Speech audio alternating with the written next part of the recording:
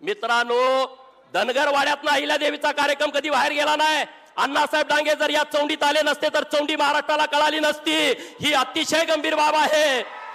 आणि आज धनगरवाड्यातली पोर जयंती साजरी करायची, पावत्या छापून पावत्या गोळा करा, मग कार्यक्रम करा।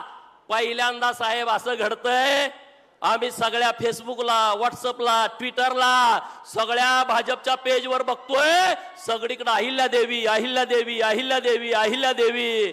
नुसतं महाराष्ट्रात नाही, नुसतं मध्य भारतात नाही, काश्मीर पासून कन्याकुमारी पर्यंत, बंगालच्या उपसागरापासून अरबी समुद्रापर्यंत अशा विशाल भारतामध्ये नरेंद्र मोदी साहेबांच्या नेतृत्वात आणि चांद्यापासून बांद्यापर्यंत अशा विशाल महाराष्ट्रामध्ये देवाभाऊंच्या नेतृत्वात अरे 10 दिवस जयंतीचा कार्यक्रम सुरू आहे। साहेब, आम्ही सर्वजण ऋणी आहोत। अहिल्यादेवींना 300 वर्षानंतर न्याय मिळाला। 300 वर्षानंतर सगळे उभा राहून टाळ्या वाजवून माननीय नरेंद्र मोदी साहेब, माननीय देवाभाऊ एकनाथ शिंदे साहेब सगळे उभा राहून जोरदार टाळ्या वाजवा। सगळे जोरात टाळ्या वाजवा, जोरात जोरात आवाज आला पाहिजे, जोरात। अरे असं होणं शक्य नाही आहे। राष्ट्रीय स्वयंसेवक संघ आणि भाजपानं जे काम केलंय ते गेल्या 300 वर्षात कुणी केलं नाही। मित्रांनो, साहेब, या आमच्या भावना आहेत, भावना हृदयातल्या भावना आहेत।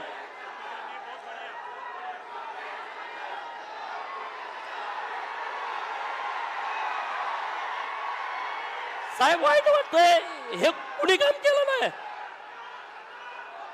अहिल्यादेवींची जयंती कुणी साजरी केली नाही, पण अख्ख्या देशात साजरी होते।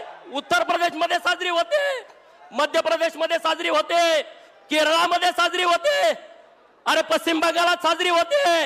एकमेव महापुरुष अहिल्यादेवींची जयंती अखंड देशामध्ये साजरी होते। मित्रांनो, आम्ही तुमच्या कायम ऋणात राहू। अहिल्यादेवींना तुम्ही इतका सन्मान दिला, कारण अहिल्यादेवींनी काम सुद्धा या देशासाठी केलं होतं, कुठल्या जातीसाठी केलं नव्हतं, अखंड हिंदुस्थानासाठी काम केलं होतं, अखंड हिंदुस्थानासाठी।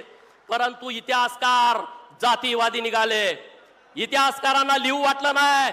सुभेदार मल्हारराव होळकर एका मेंढपाळाचा पोरगा, अरे ज्याचा बाप राजा नव्हता, ज्याची आई राणी नव्हती, एका मेंढपाळाच्या पोटी जन्मलेला मेंढक्याचा पोरगा स्वतःच्या हिमतीवरती, धाडसावरती, पराक्रमावरती आणि तलवारीच्या पातीवरती सुभेदार होतो। आणि महाराष्ट्र नव्हे, त्यांचं गाव सातारा जिल्ह्यात आहे होळमुरुम, त्यांचं मामाचं गाव आहे नंदुरबार जिल्ह्यामध्ये तळोजाला, पण मध्य भारतामध्ये जाऊन सगळ्यांची दानादान उडवून देतो।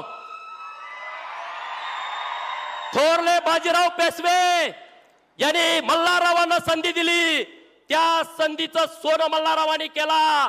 छत्रपती शिवाजी महाराजांच्या पश्चात छत्रपती शिवाजी महाराजांचा मृत्यू आहे 1680 चा, धर्मवीर छत्रपती संभाजी महाराजांचा मृत्यू आहे 1689 चा, आणि सुभेदार मल्हारराव होळकरांचा जन्म आहे 1693 चा।